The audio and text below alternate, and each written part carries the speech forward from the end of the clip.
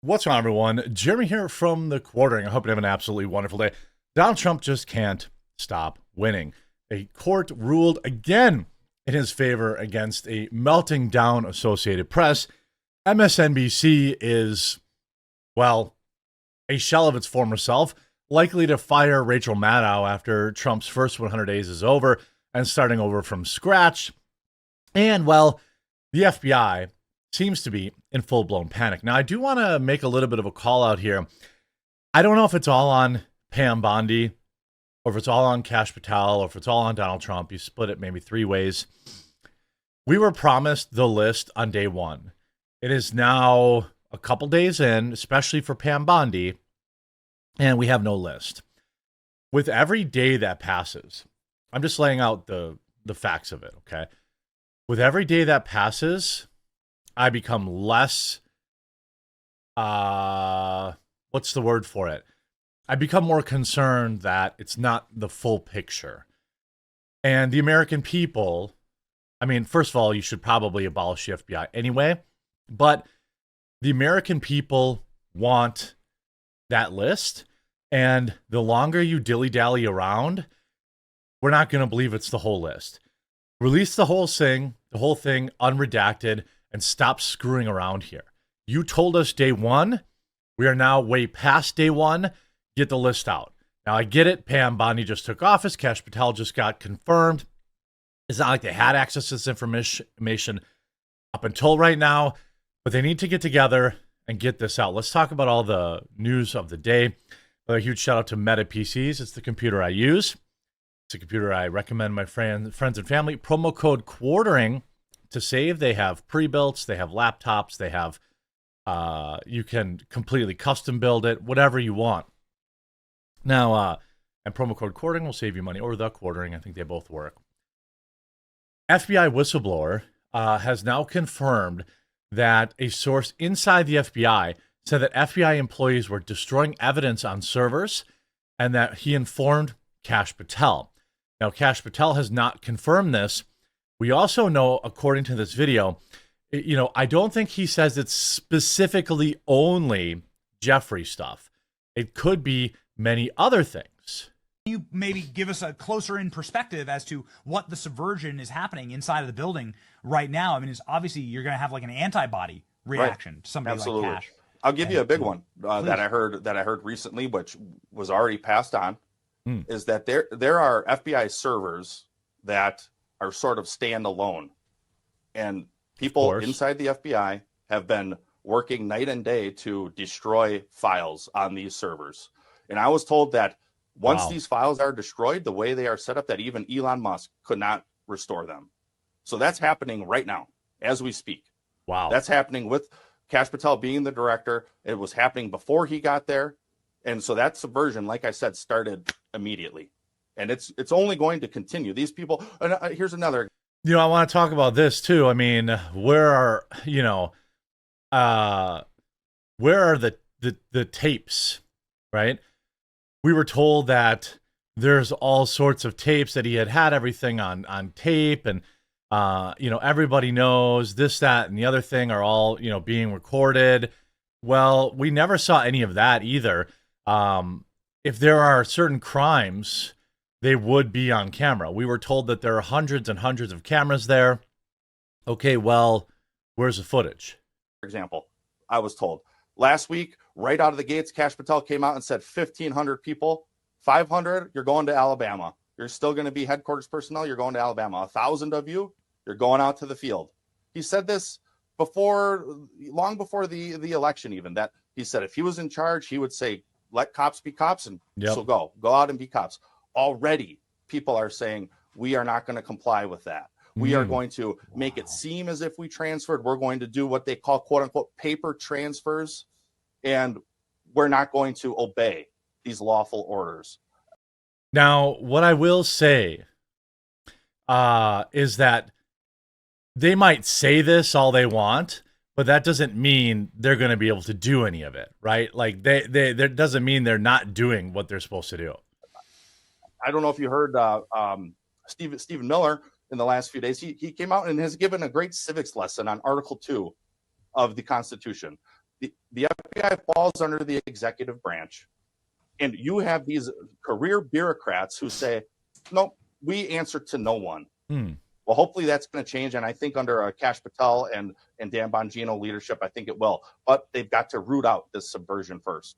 Somebody who works inside of the West Wing came up to us in a private setting when we were in D.C. and said, you would not believe the number of times that my office has to be swept for bugs. It's crazy.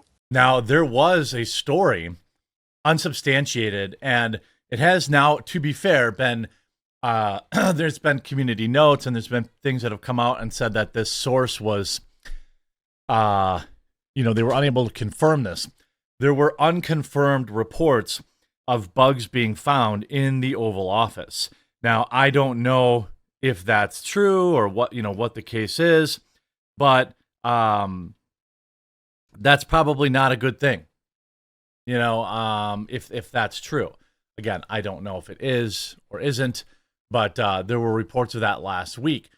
We also had some other good W's for Trump. So I actually want to let this guy finish talking about this. Inside the White House has to be swept by agencies to figure out if there's electronic monitoring that's happening to us on a daily basis. It's crazy. Any idea what's on the servers that's so damning that it has to be siloed into such a secure facility with the lack of redundancy or capacity for anybody to go through and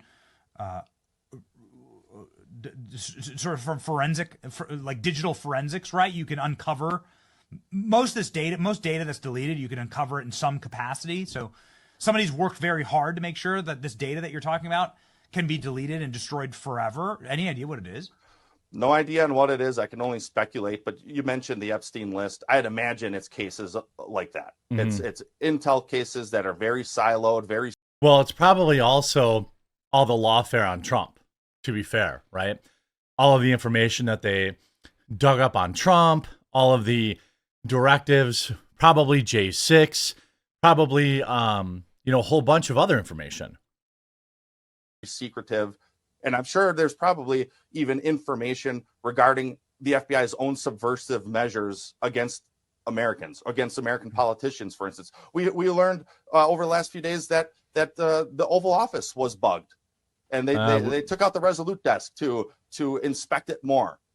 Who's doing that type of thing, Benny? It's going to be, if they're operating at all as they should be, it's going to be the FBI, because they're the domestic agency. Now, is it beyond the CIA or NSA playing a role? No, not at all. Because we do know other nations have bugged our presidents in the past. But on top of that, Judge now, so obviously we need to watch this. We need the files released. Things are getting spooky. People are losing confidence. But don't forget, by the way, this initial report. I've had the story for 3 years. I've had this interview with Virginia Roberts. We would not put it on the air. First of all, I was told, who's Jeffrey Epstein? No one knows who that is. This is a stupid story.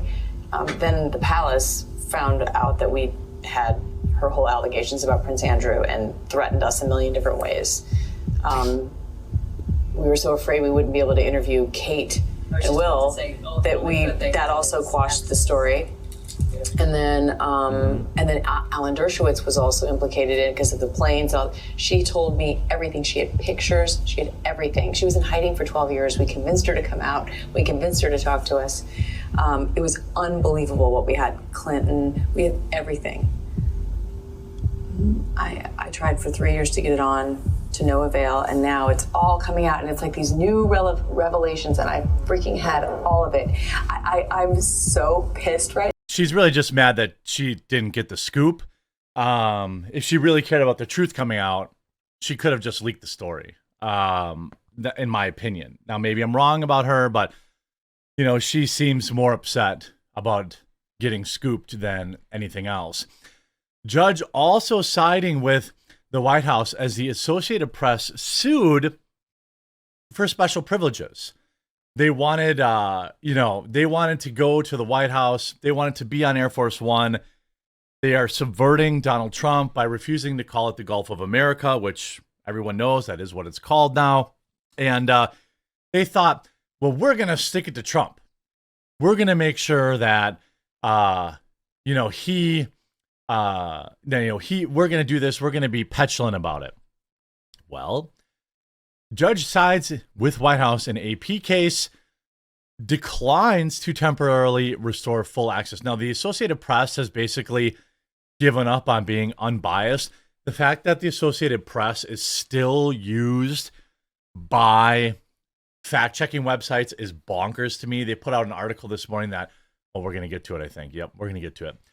A federal judge declined to restore the Associated Press access to the Oval Office, Air Force One, and Mar-a-Lago after the outlet brought suit against the White House Press Secretary Caroline Leavitt, Chief of Staff Susie Wiles, and her Deputy Chief of Staff Taylor Budowitz. The outlet claimed exclusion from the press venues was a violation of First Amendment rights. It isn't. Nobody's saying that they can't write whatever articles they want.